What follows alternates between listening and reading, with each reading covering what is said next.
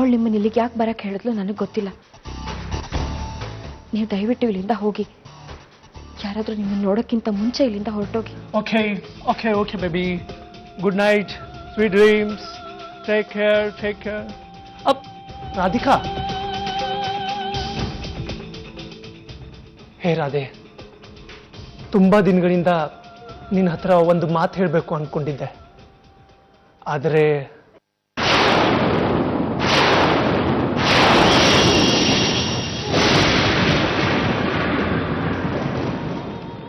ನಾನು ಹೇಳಿಲ್ವಾ ಹಿತ್ಲ ಏನೋ ಶಬ್ದ ಆಯ್ತು, ಯಾರೋ ಮನೆ ಒಳಗಡೆ ಬಂದಂಗಾಯ್ತು ಅಂತ.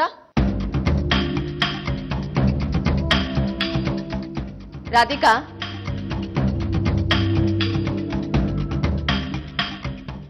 ರಾಧಿಕಾ, ಕತ್ಲಲ್ಲಿ ಇಲ್ಲೇನ್ ಮಾಡ್ತಿದ್ಯಾ? ಈ ಹುಡ್ಗ ಯಾರು? ನಾನೇನು ನಾನಾಗಿ ಬರಲಿಲ್ಲ, ಕರೆದ್ರು, ಅದಕ್ಕೆ ಬಂದೆ. ಯಾರು ಯಾರು ಬರೋಕ್ ಹೇಳಿದ್ರು? ಯಾರು ನಿನ್ನನ್ನ ಕರೆಸ್ಕೊಂಡಿದ್ದು? ಹಿತ್ತಲ ಬಾಗಿಲಿಂದ ಕರೆಸ್ಕೊಂಡಿದ್ದು ಯಾರು? ಮಗಳ ಯಾರು ಕರೆಸ್ಕೊಂಡಿದ್ದು? ಅದು ರಾಧಿಕಾ, ರಾಧಿಕಾನೇ ಕರೆದಿದ್ದು. ನಾನು ರಾಧಿಕಾ ಮಧುರಾಪುರದಿಂದ ತುಂಬಾ ಕ್ಲೋಸ್ ಫ್ರೆಂಡ್. ರಾಧಿಕಾನ ನೋಡ್ಬೇಕನ್ನಿಸ್ತು, ಅದಕ್ಕೆ ನಿಮ್ಗೆ ಯಾರಿಗೂ ಡಿಸ್ಟರ್ಬ್ ಆಗಬಾರ್ದು ಅಂತ ಮಧ್ಯರಾತ್ರಿ ಬಂದೆ. I'm sorry for that. I'm really sorry for that. Radhika, ಇನ್ನು ಮುಂದೆ ನಂಗೆ ನೋಡಬೇಕು ಅನ್ಸಿದ್ರೆ ನನ್ನ ರೂಮಿಗೆ ಬಾ, ನಾನು ಇಲ್ಲಿಗೆ ಬರೋಲ್ಲ. ಓಕೆ?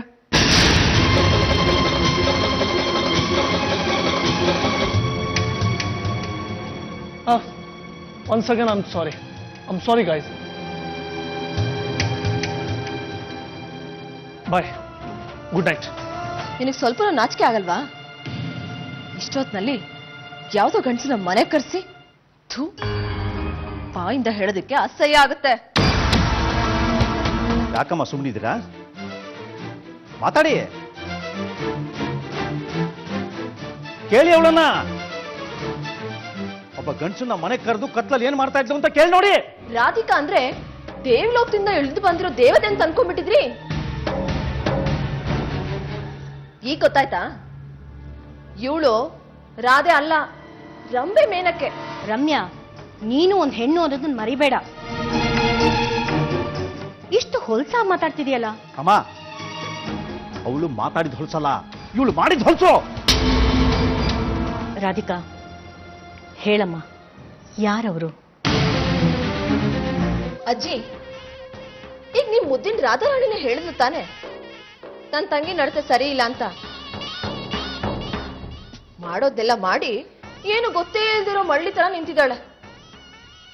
ಇವಳು ಸುಮ್ಮನೆ ಇರೋದನ್ನ ನೋಡಿದ್ರೆ ಗೊತ್ತಾಗಲ್ವಾ ತಪ್ಪು ಮಾಡಿದಾಳೆ ಅಂತ? ಹೇಳೋದಕ್ಕೆ ಕೇಳೋದಕ್ಕೆ ಇನ್ನೇನಿದೆ? ಮೊದ್ಲು ಇವಳನ್ನ ಒದ್ದು ಹೊರಗಾಕಿ. ರಮ್ಯಾ, ನೀನ್ ಸ್ವಲ್ಪ ಸುಮ್ಮನಿರು. ನಾನು ರಾಧಿಕಾ ಏನ್ ಹೇಳ್ತಾಳೆ ಅನ್ನೋದು ತಿಳಿಬೇಕು.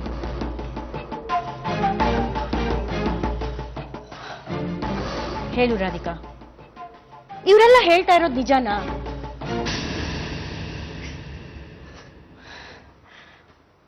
ಅಳ್ಬೇಡ ಮರಿ, ಹೇಳು, ಯಾರವನು?